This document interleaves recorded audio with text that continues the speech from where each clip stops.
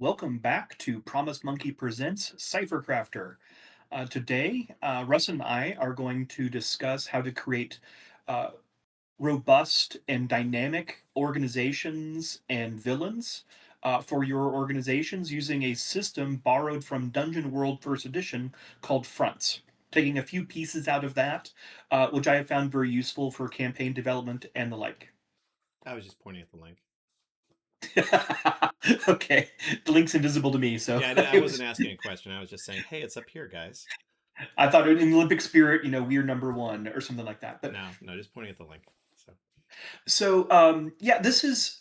There's many different approaches to this, but there are some really good examples in various RPGs over the last 5 to 10 years that have made it clearer or provided systems to create enemies or ally organizations that evolve over the campaign. So the campaign feels like it's a living, breathing space, and that it reacts to what the players do, but it also reacts to what the players don't do. So the basic idea, and I'll introduce the steps in a moment, is to identify uh, something called a front. And that front is going to have a series of stages. If the players do nothing, things get worse and worse and worse because typically these are villains. Um, and then you identify what the world would look like if the PCs just decided to stay at home and not uh, contest the emergence of this front. And like a lot of what we've been doing so far, the system for fronts just provides a series of questions or a form, basically, you can fill out so that you're hitting the most important aspects of developing a dynamic organization or front. Um, in your own world building, and then know how to integrate it into your particular adventures and sessions and the like. well, that sounds pretty useful as far as if you're trying to flesh out a world. So, yeah. Um, Yes. and I don't think And Cypher so has anything like this native to it, does it? Do we?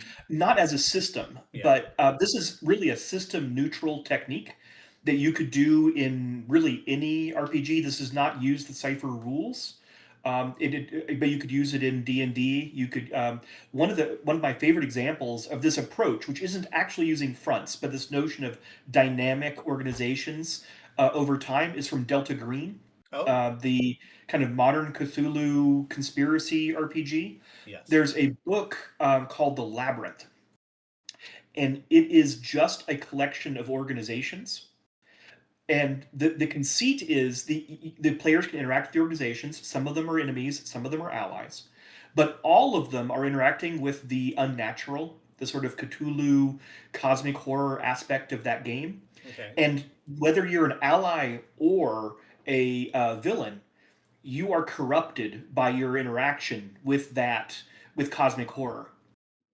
And so it includes ally organizations that are helping you out. But as they help you out, because you are connected to the unnatural, you're basically contaminating them and you're dooming them to a downward spiral of insanity, That just is like you very Delta experience. Green. Yeah, that's a super Delta Green sounding thing right there. I know the only time Right. I've ever played Delta Green, it yeah, I don't know. Like it never went well for anybody. No. No. I have described it as a trauma simulator. Trauma sim, yeah, And, that's a pretty good. That's actually a pretty accurate description and actually. for some people, that's a great game. I'm not sure I want to play it, but I love reading the material. Their material is so good. Impossible Landscapes is maybe the best campaign I have ever read, even though I likely will never run it. Hmm. And the quality, the consistency of the quality of their work is amazing because they very strictly have a small team of people that do the official Delta Green products, and they just say we don't have release dates. We release them when we're done. And there are several books that are 5 or 6 years behind because they're like, yeah, we're not done with this yet. I mean, it's a slow But approach, but that's how you ensure the quality. yeah, and they keep growing. They're not competing with D&D. They're not competing with Pathfinder or bigger games like that. They have an audience, a robust audience that supports what they're doing, and they just say we're going to keep doing what we do, and it again maintaining incredible standards of quality. For a long time, the Delta Green Countdown, like a '90s, one of their like the second book they produced or something. I don't remember the exact numbers, but a very early book they produced was listed on RPG Geek as the top rated RPG supplement for like 2 decades. Oh wow. it's Okay. it's it's really good. Right.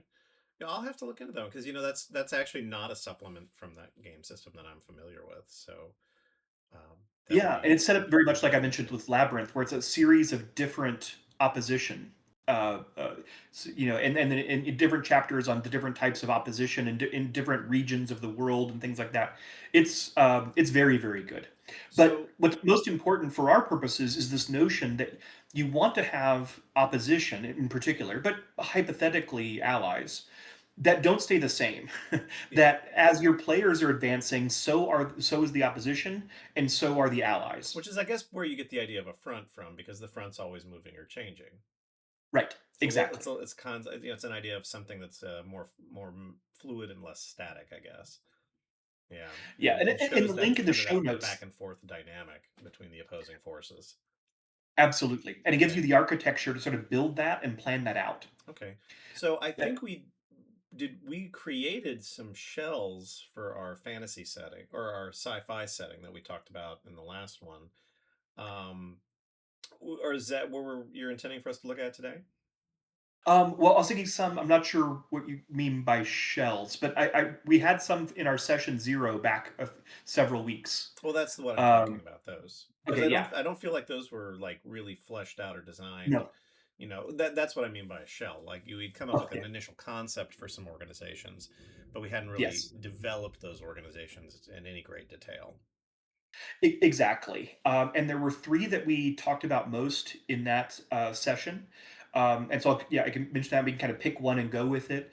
The kind of smallest would be an ally organization, a group that journeys through the strange, like the Improbable Geography. That was the Society for Improbable Geography. Hmm. But their goal is to collect impossible books that have disappeared, like Aristotle's work on comedy, or these famously missing books they try to find in other areas of the strange, or books that never existed but are amazing. And so they're just basically multiversal book collectors.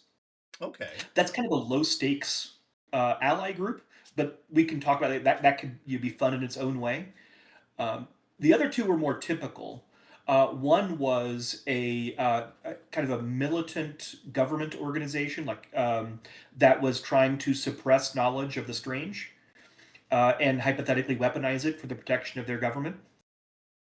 And the third was a private sector company that was trying to uh, commodify the strange, whether that's pulling items out of other recursions and selling them, adapting tech from other recursions, or even finding ways to actually allow commercial travel across recursions.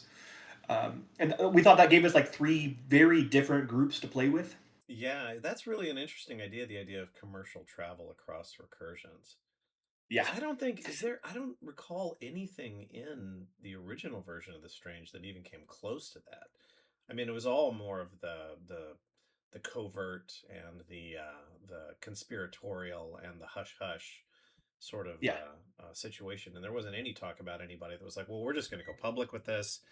We're going to make it commercial." Well, I guess you wouldn't even necessarily have to go public with this. This could still be a conspiratorial agency that works only for, say, the ultra elite or the highly wealthy, but offering people those No unique analogs there. vacations. Yeah, those unique vacations you can't get anywhere else if you're willing to spend Yeah. $500 million on one. That's a really interesting idea too. Well, which one do you want to get started with today?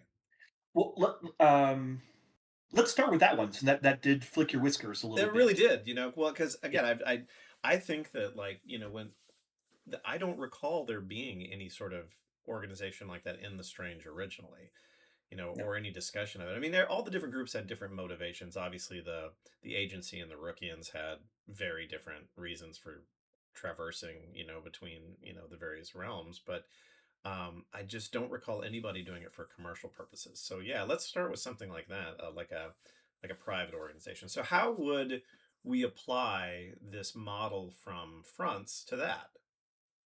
Okay, so we have a series of elements to basically to fill in. It's like a form Okay. that you fill in, and that helps you. It helps trigger the sorts of thoughts that will organize this all together into a front. Yeah, get those Um, creative juices flowing. right. So one of the examples from the linked SRD in the show notes is very simple. It's about a college of arcanists called the College of Arcanists Very that are generic. going to take over a major like gate to another world. Hmm. And you start with a name. So this is the College of Arcanists. Then you have an impulse, which just means the motivation. Why are they doing what they're doing? And in this case, in the example, the College of Arcanists are trying to grow in power. That's a fairly common Okay. impulse. You can be more specific or less specific, but that just gives you a sense of why they should have a reason for growing and changing, rather than just existing. And Okay. even if they're not a sentient entity, if it's like a major storm that is a front, then its impulse might be to you could describe it as either to cross a continent, or to imply that it's almost creating this damage, is intending to create damage. So you can anthropomorphize even non-sentient things, but that's why they call it an impulse. Okay. It's Well, just that, since we're talking about essentially, a private commercial venture, yeah, would we say maybe say that this operation is run by say a like a something of a maniacal billionaire who is his impulse here in doing this is both profit and glory, that sounds great. because he's interested not only in, maybe this is someone who is they've already achieved this financial pinnacle, and through their tremendous wealth, because they're something of a like a lunatic, have always thought that there must be other worlds, and they've come across this idea of the strange and the ability to translate across, and now they've become obsessed with not only using it to further their own wealth ambitions, but also to sell that stuff to people which will then raise their social standing amongst the ultra elite.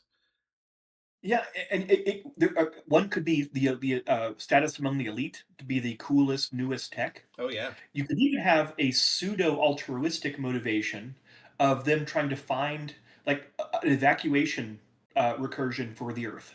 Okay, there you go. Yeah, there could be a yeah, and that could be, part of it as well. The idea that they're looking for an escape hatch in case something terrible happens here. Yeah. Um, I guess now that's a good example of, are we creating more of an allied organization, or are we creating more of a villainous organization? Or is it something in between? It doesn't have to necessarily be, good versus evil. I mean, this could just be something where, the person is, kind of nutty and unscrupulous, and might have, again, this hidden agenda of trying to help the earth out. But then if you wanted it to be more villainous, it could be that this is just purely motivated by their own narcissism, um, Yeah. which isn't I like the something we profit and glory experience for today simplicity. at all in society. Nope, nope, no analogies here. There's no I analogies like to the modern simple life here. profit and glory for these purposes, Okay. but I just want to like you could go in Yeah, a you could go in a bunch very of different directions. yeah. Yeah, very We need a flexible. name for the company though. Okay, so let's see. If we were going to name a company that's helping travelers go from one reality to another, we could do, I mean, something boring would be like maybe Wormhole Incorporated, Wormhole Limited. What would be more, something a little flashier sounding? Um, hmm. Can you think of any good? What would be a good, say, like a Latin or like a Roman or a Greek name for like a god of Like a travel, portal. Hmm. like Uh, Mercurial Infinite or something like that? I mean, we could come. Actually, I kind of like that because you could have all because that's branding you could use on a bunch of different products. It is, yeah, and you'd have like the classic Hermes. So the Hermes sort of swooshy sort of logo. Don't sue us, Nike. Yeah, creating a logo would be awesome too. I That's not in my skill set, but it sounds Yeah, like a great idea. that's a little larger than today, I think. Yeah. Um, Mercurial Infinite. yeah, Mercurial Infinite, and because that sounds both uh, descriptive and kind of uh, puffed up, which again, if we're dealing with a narcissistic lunatic billionaire, would be appropriate, And they could have like whenever we decide how they made their original money, like Infinicola, it Infinicola. There you go. There you or go. you know, Infinitech or something. Infiniritos, like everything could be some sort of infinity, like branding on everything. It's like, oh, we made our own chips. It's Infiniritos.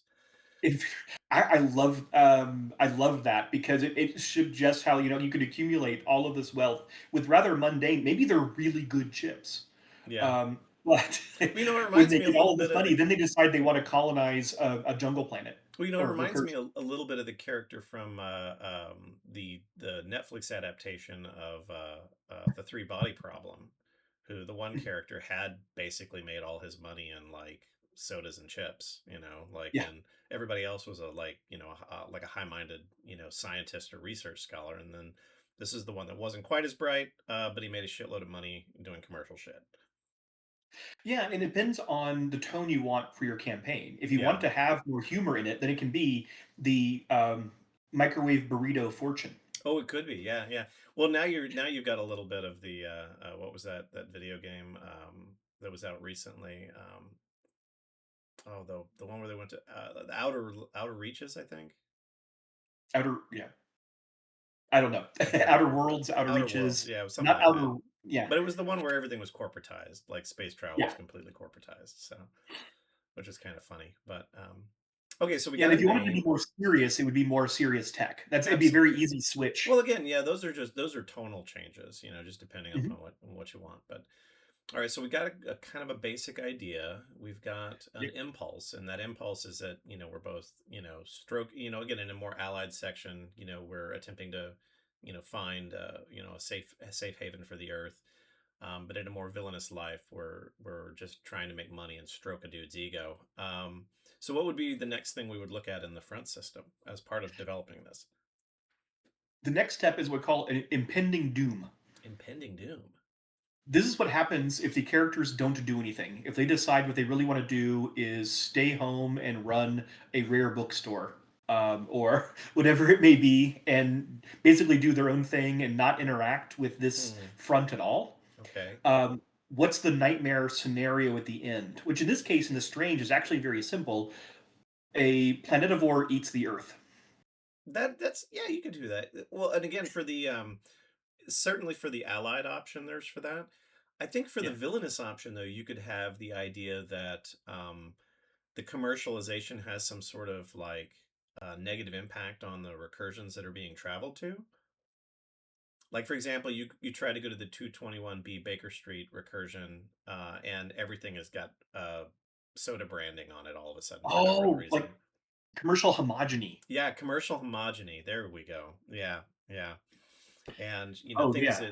that so it's definitely having a negative influence on the life and the existences of the beings that live in those recursions or exist in those Yeah, and that recursions. could again depends on your tone. If you want a Hmm. serious tone, then the consequence is the Earth is destroyed. Yeah. If you want more of a humorous tone, but still with negative consequences, it could be the commercialization of all of the visited recursions, and they all become homogenized into a single commercial culture. And you could even really take this in a like, even if you had kept the tone serious, the commercialization aspect could turn into, well, now we've essentially, we've turned this realm into a dystopian corporate nightmare, where Mhm. now the corporation dominates the space, and they've used their resources to, inflict, some sort of oppressive regime on the natural inhabitants. Like you wouldn't want to go to Alice in Wonderland world and discover that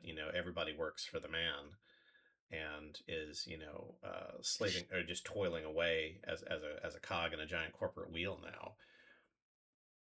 Yeah, the Red Queen, COO of Mercurial Infinite. Yeah, COO. Yeah, well, that wouldn't that be a surprise if you went there and you found Yeah. out that, oh yeah, well, we came here and we didn't conquer them. We just did a corporate merger with them, and so now they're part of our infrastructure, and our and then the whole thing is just like, again, this just dystopian corporate nightmare.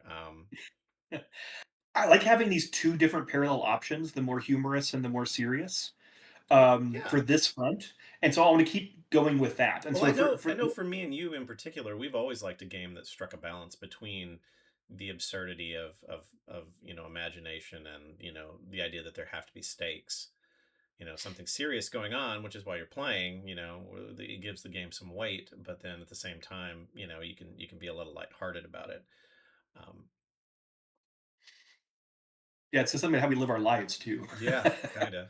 Um, So then, if we've got the idea of having various degrees of catastrophe, then I think we've given our players some motivation to interact with the front now. Mhm. So, what's next in our design process? The last part of the design process is to now think of the steps that lead to the impending doom Okay. and how you would communicate that through really all of your sessions, even if they're not directly interacting with this front. So imagine, like, at a starting point, there might be just little bitty signs that this threat is growing, All right. even if it's not even really a threat yet.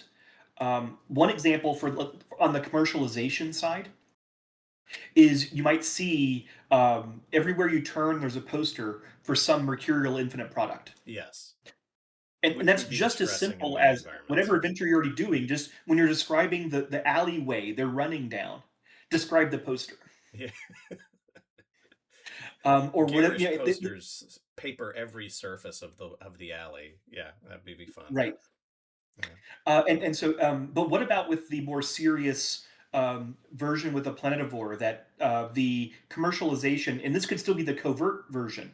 In the covert version, there wouldn't be posters necessarily everywhere about it, but something's going to be changing the world because of the increased recursion travel that is happening by this commercial enterprise. Well, the obvious thing there would be the idea that the increased transit back and forth might be what's attracting a planetivore's attention. That it That's what I is was thinking. somehow detecting, the traffic itself, and that the way that it's being commercialized is whether you're doing it for tourism, that it or if you're, some way exploiting the local environment commercially, that it's the volume of the traffic that's the problem. So you've got so much stuff going back and forth because, again, it's a corporate machine. It's profit motivated. It doesn't particularly care about the effect it's having on the environment that it's impacting. So yeah, it's generating this problem here, and the irony, of course, being that, um, especially if we've given our billionaire the motivation of finding an escape hatch, that his attempt to do this and find this escape hatch, the hubris that he's attached to this, might be the very thing that leads to the end of the earth in the first place. So Yeah. his attempt to locate an escape class, to create a getaway for humanity, might inadvertently be the thing, which would definitely put him at ideological odds with the players. Because that would create a situation where he would be not just profit motivated, but again, his narcissism, his sense of, his ideological sense of, Mhm. purpose, would be a driving factor, that he's not just willing to say, oh, well, if the players are going to get involved, this is going to be less profitable. So maybe we pull up and move somewhere else. He might be like, no, no, no, this is really an important thing that I'm doing, in that way that, like, many of these individuals really do feel that they're kind of at the center of all attention. Um, Yeah, and one way to make that player facing, something that they would actually see in a very early stage, would be to have something like a gremlin. And what you could flavor it however you want, but you're kind of alerted to a an incursion by this little gremlin from another recursion, but what you don't, and it's at to keep the tone, maybe it's at a mall or at yeah, a grocery, a super grocery store or yeah. something like that. And the connection isn't clear yet why it's there. But maybe that's because it's next door to the distribution center for Yes, which is, Mercurial Infinite. yeah. So, and that would be funny to have someplace like a Hot Topic or something that's just a front for this. Right. Or even innocently next door to Oh, what it could be like something like an REI, like a knockoff of an REI, and so it's all like, no, we're good for the environment. We're here to be helpful, and then in reality, they're breaking reality. oh, maybe we go back and instead of Mercurial Infinite, we make it Mercurial Journeys and really play into the travel Oh, part. you could, yeah, yeah, and then there you've got, or it could even be if we're really trying to like bait our characters in and then lead them up a ladder, you could be Mercurial Journeys, a subsidiary of Mercurial Infinite. You know, Yes. and then you've Like got and then you've got all these different companies that, you start realizing, well, wait a minute, there's Mercurial Journeys, there's Mercurial Travel, there's, Mercurial hats, just whatever, the haberdasher that is, that he owns. um Mercury Punch didn't sell well though. no, Mercurial Punch did not sell so well, so no, although it kind of goes with the haberdasher, so traditionally, so um but yeah, I Okay, like so that. Yeah, I like in the our idea of, parallel, yeah, mercurial journeys. I like that because again, then you've got something that's all like, "Hey, come in and buy your hiking shoes," but in reality, they're helping transport people to different recursions and break the universe. yeah, and maybe it could like that gremlin I would take to be a very general category. If you really wanted to play up the travel part, maybe it's like a little bitty velociraptor, Yeah, or something you would think one would travel to see. well, this could be like you would. I think you would want to theme your gremlin off of like whatever the recursion your players are about to go into. So Mhm. if they're going into a fantasy one, it could be an actual little gremlin. If they're going into a dinosaur infested realm, it could be a tiny little velociraptor. If they're going to, the 221 or the Sherlock Holmes one, the 22 Mhm. Baker Street, recursion, it could be like a waifish orphan. It could be, a grubby little orphan that came out, right? From the Victorian Yes. era. If it's a space setting, it could be, some sort of annoying robot or nanobots or something. So, I mean, again, I like the idea. The gremlin as a device is a good one. And yeah, I think that whatever recursion setting you're going to, in fact, that could be something where if they've infested multiple recursions, you're going to see these gremlins popping up in different places, and you're like, Yeah. well, wait a minute. How come we're seeing wayfish orphans over here, but we're seeing like little weird robots over here, and we're seeing tiny velociraptors over here? What is the connection between these things? And the And reality there's is your that first 4 adventures. they're all subsidiaries of Mercurial Infinite. You know?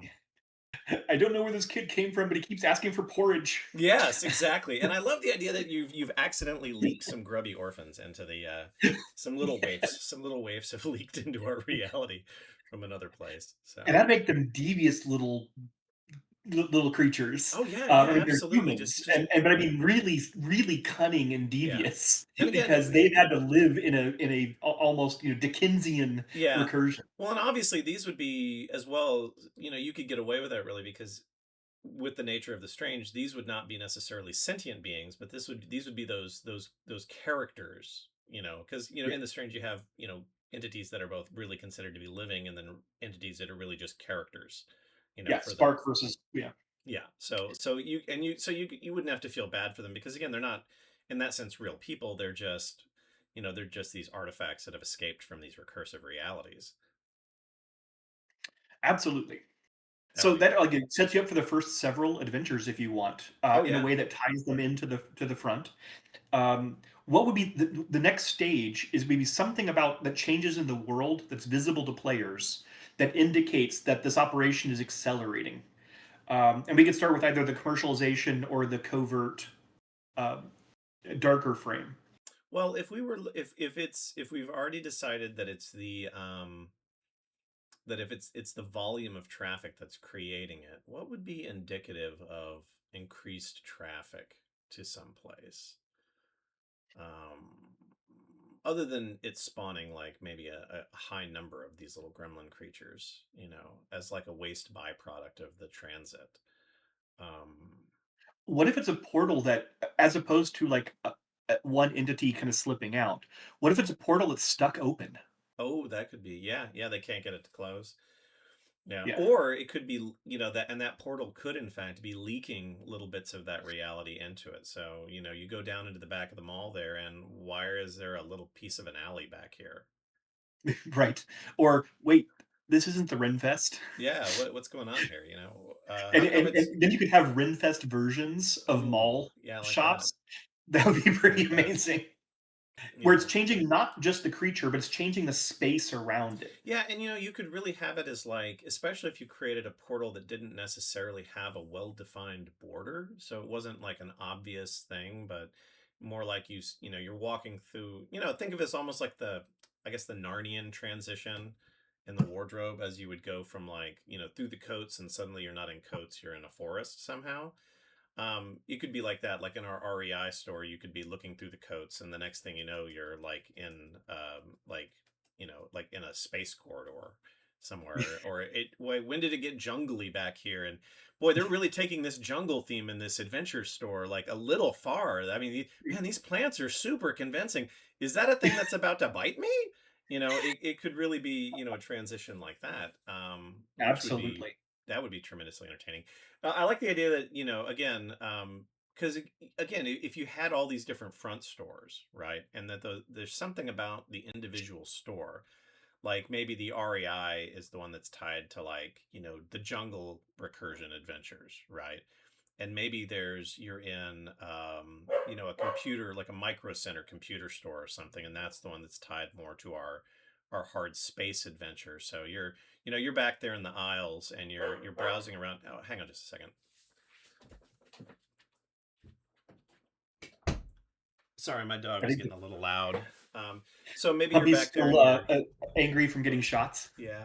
So you're back there and yeah, right. So you're back there browsing through the PCs and you turn a corner and then now you're in a server room, but it's not a modern server room. You're on deck 3 of the engineering section of a ship somewhere in deep space because you've wandered across that border without even realizing it. Um, yeah, and so you could tie and again, these would all be different product lines essentially that were subsidiaries of Mercurial Infinite.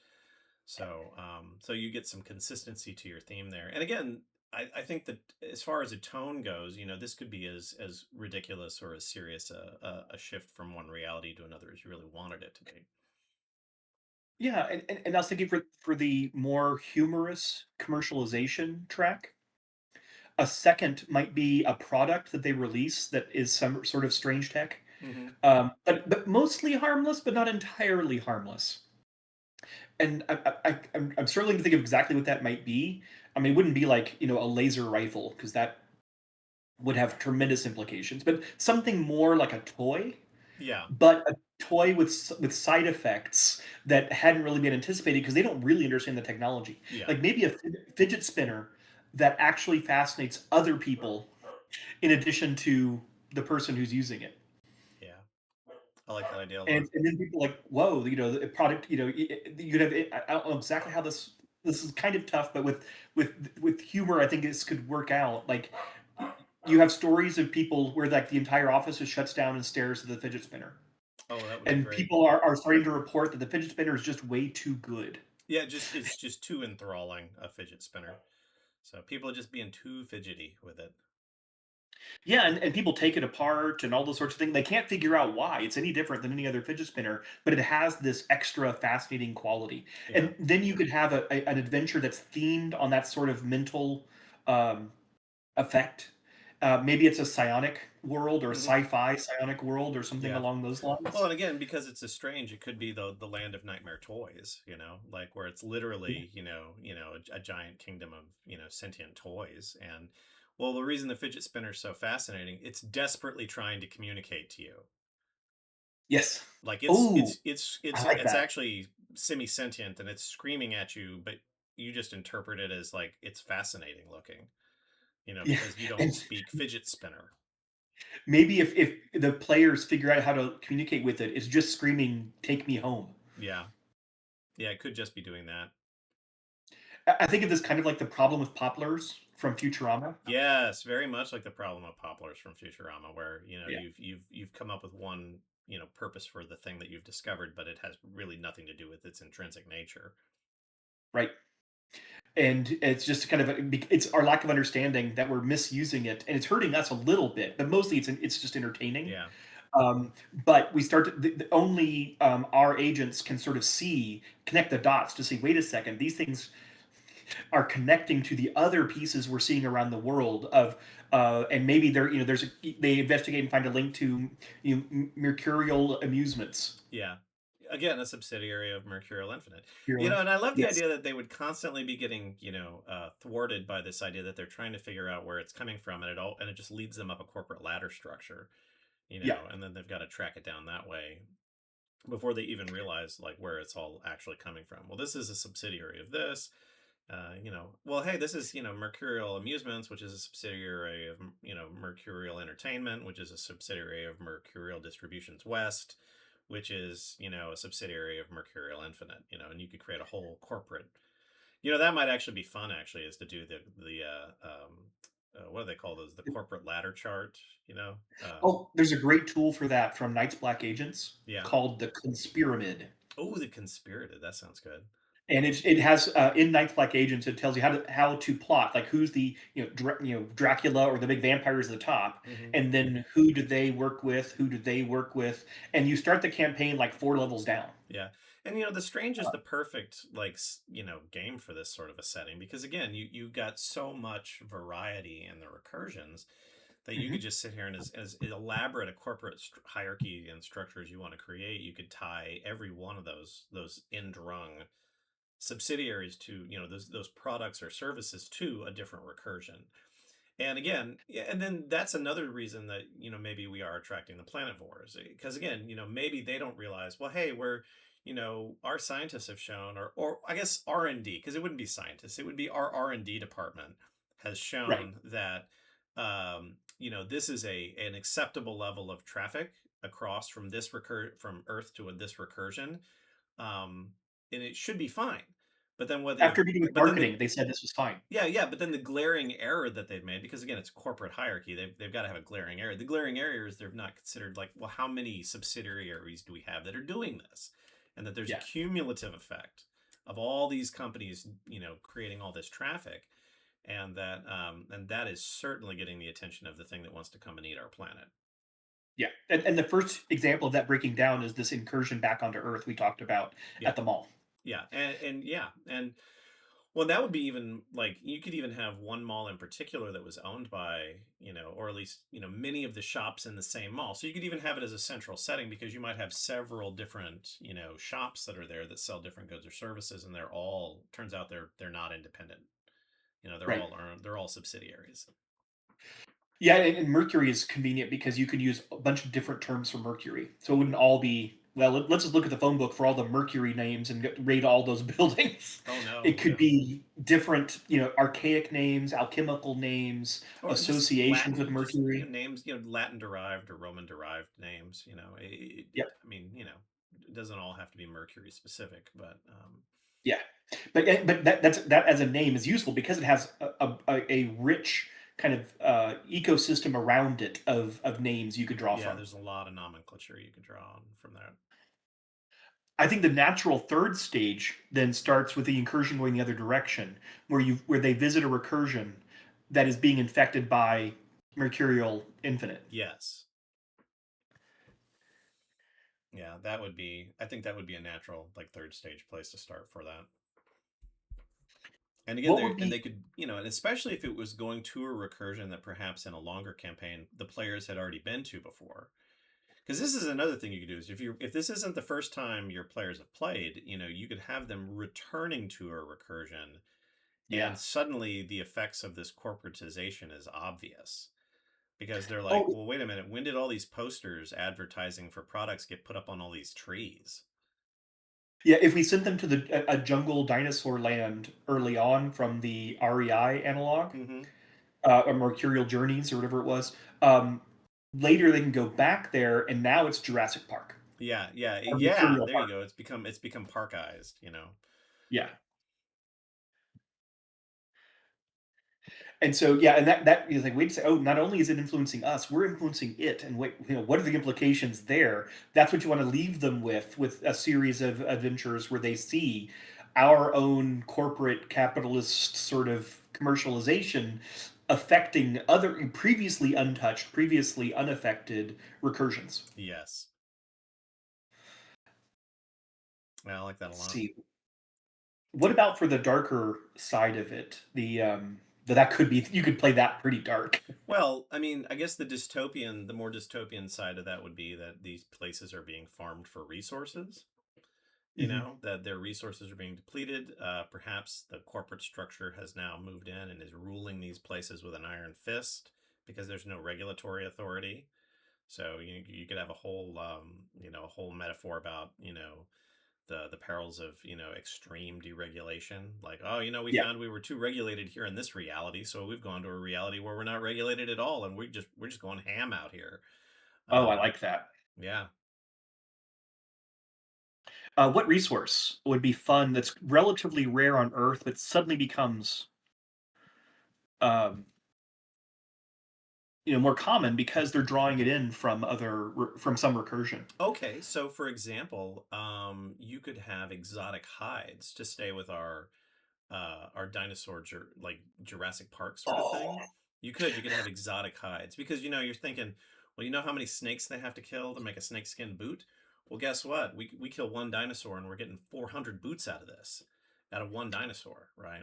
and their whole marketing apparatus could be, creating fashion shows based on these new Yes. hides, and the marketing for all these hides are coming. You're seeing these at all the stores Well, now. and again, here's another place where you can look at how it's being exploited, because again, they could be bringing the meat from the dinosaurs across and selling that as beef, or as some sort of beef alternative.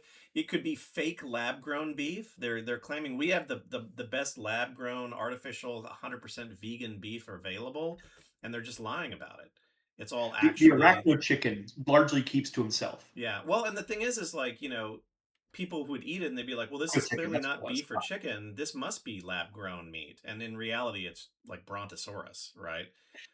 Yeah, that's straight out of a great episode of Better Off Ted. Well, I think there was also a very similar episode in Torchwood where they had captured like an alien and Oh, kept yep, eating it for meat. So, um, yep. yeah, so they could do that. So you could be taking hides, you could be taking meat, you could be depleting the local flora in an attempt to get to advance medical technology. I mean, again, I think even from one setting, there's a number of things that could be plundered. Mineral rights, minerals, And you could do it on both sides, where you look at the effect of this new material on Earth, hmm and then the effect of its extraction on the original recursion. So Yeah. maybe all that meat is actually making some people sick, Yeah. and you have to kind of do the epidemiology to figure out where they're getting it from and what is it, and then going to the source and finding out, oh, Oh, it's from this. especially if the meat was coming across with prehistoric pathogens that Exactly. weren't being because again, there's no regulation, so nothing's being sterilized properly. And now you're bringing it's not just meat, you're bringing tainted meat. There you go. Yes. There's your corporate How did someone dystopia. get sick from archaea bacteria? There shouldn't be archaea bacteria. This Yeah. is why. Yeah, this is why. So, The fourth stage can be the. I mean, you could do any number of stages, but I think we can finish with a fourth stage, okay. and this is, the think of it as the climactic showdown, or what it is that is reflective of the world that you have to have that climactic showdown, or everything's going to fall apart. Um, with the planetivore impending doom, this could even be the gates start acting. All of the gates lock open. Yeah. Or you could actually have the initial indications of the planetivore coming coming to Earth. Well, and if you had this in a mall setting, the other thing you could do is if you had multiple stores going to multiple realities, but the gates were all growing, you could have them start bleeding into each other. So now you've got different recursions, not only bleeding into the earth, but you've got them like bleeding into each other as well, which would just be just complete chaos, you And the know. only thing in common is the Mercurial Infinite branding. Yeah, that's it. Just the corporate branding. That's there's our corporate dystopia right There's there. your corporate dystopia right there. So, um, yeah. I think that actually works as the fourth stage for both the more humorous, and the darker, because you could take Yeah. that same ending really in either tone, Well, yeah, because and yeah, because again, it's you could just like even mix how these together. wacky of a thing are you having here? Like, how silly are you going to make this when they're bleeding across? You know, is it bleeding across and it's terrifying, or is it bleeding across and it's slapstick? I mean, you could really go Yeah, either way with it. or even both on consecutive sessions. Yeah. So this is we've now created a front, and I Yes. think you can see how this has walked us through the steps to create an entire campaign, really.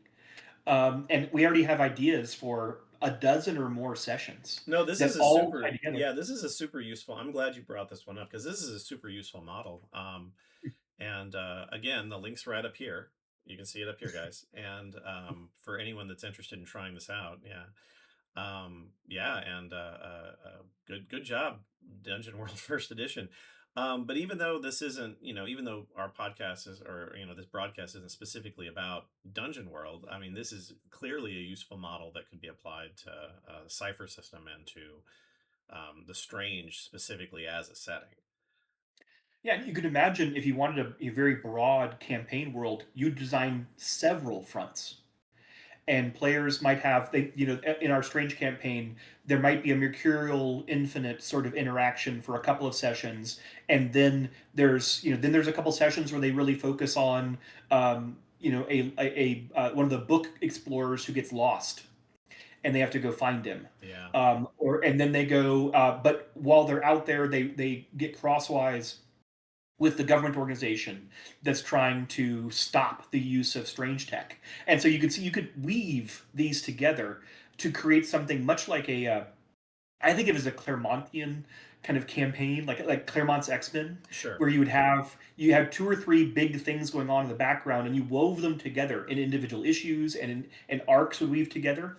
You can be as ambitious, or you can keep it kind of compact. You could do this, tell a version of this story that would be very effective in like 5 sessions. Oh, sure, sure. I mean, because you don't have to. I mean, this could be the kind of setting where you never even have to get all the way from one end of discovering what's going on. I mean, you might spend 2 or 3 sessions just going through our Mercurial Journeys store and just dealing with the one reality. I mean, if you didn't have an inclination of, traveling to different recursions as part of the same storyline, and then the issue of like, well, what, you might close the gate, you might solve the problem, but then you really haven't totally solved the problem because you never really figured out like where this was all originating from in the first place. And then that just leaves more opportunities or options later for to continue that same storyline or pick the campaign up again later on. Yeah, you could have like Quicksilver. You shut down the problem at Quicksilver Journeys, Hmm. but you didn't realize that Quicksilver Journeys is a subsidiary of Mercurial Infinite, and so Yeah, there's something else that pops up because they're still trying to push this tech out in different sure. directions to see what works. Yeah. No, I like that idea a lot too. The idea of letting the players, maybe the players don't uncover the conspiracy of the corporate conspiracy all at one go, but it's something that they have to unlock, gradually over time.